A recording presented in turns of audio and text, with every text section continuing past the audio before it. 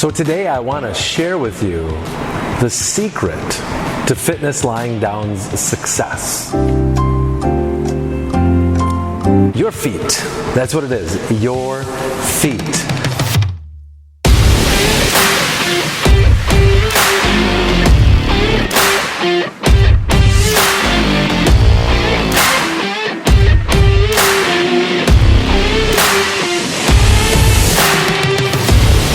It was like over 16 years ago, and I was at a fitness conference, and one of the presentations was all about barefoot training, and I had no inclination to go see that. There was really nothing for me at the time that was thinking about I had no idea there was really barefoot training, period.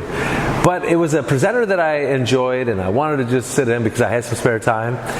And it really changed my perspective about how we approach strength training. And I want to share with you why it is that here at Fitness Lying Down, we promote and we encourage barefoot training. So what I want to set up for you is what we call the joint-by-joint approach. So this isn't something that we came up with. A bunch of smart people out there came up with this. And it really holds a lot of value to how we see the body when it comes to strength training and movement. So with a joint-by-joint approach, we're talking about your feet first. So your feet obviously have many joints in them. However, when that foot is not stable, so let's say you're wearing those fancy shoes with the cushy sole and all this, that creates instability. And that instability of that foot actually causes the ankle to lose mobility. And that's the function of the ankle, is to be mobile. So see, this is what happens with that joint-by-joint approach. Is as one joint loses its ability, what it's supposed to do, well, the joint above or below has to kind of make up for that lack of whatever it is. So if we're looking at all the joints should be either stable or mobile. So again, that ankle is bereft of its mobility due to the lack of stability in the foot for whatever reason. It could be not just that you're not wearing the right shoes or you're wearing no shoes at all, but it's that you're not intentional with those feet. And then this goes up the chain. If the ankle loses its mobility, well, guess what? Your knee is a stable joint. So what happens to the knee? The knee becomes unstable. And then the hip, which is a mobile joint, becomes what? Less mobile. It's creating that stiffness to make up for that lack of knee stability. It's trying to be more stable, which then causes the low back, which is supposed to be stable, to be mobile. And the low back starts moving around where it shouldn't be.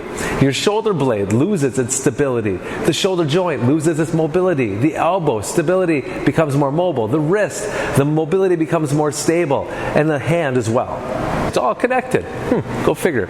So that's why here at Fitness Lying Down, we find it so important that all the things we do, if we can have our feet connected to the ground, not only is the feet important as that stable joint, but all the nerve endings, like your foot is the ambassador to your environment for you. And it creates so much health when you have that foot. The foot is not supposed to be caged up in this tight shoe.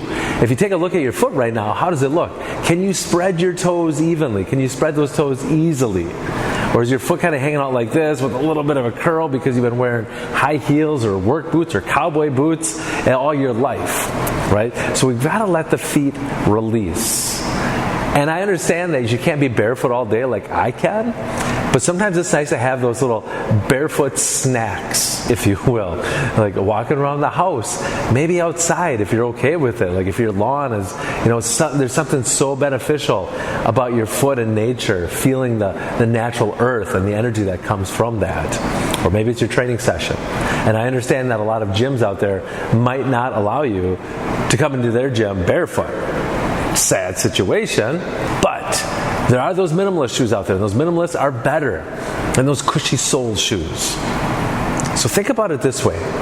Your feet have such an importance in your strength and your movement ability that having your feet not stable, not setting that foundation, is going to cause your knees to hurt for squats. So if your knees are aching because of squats, maybe it's your stability level in your foot.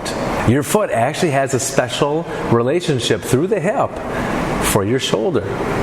So if your shoulder presses are causing you a lot of shoulder discomfort, pain, your neck, all this stuff, it might be because you're not stabilizing with those feet. So here at Fitness Lying Down, the secret sauce that we have for our sessions is the barefoot. We don't mandate it. We don't make it necessary, but we do highly encourage it. And I highly encourage it for you out there that if you need that barefoot snack, try to find some time to be barefoot. Walk around. All right. Until the next time, you're welcome.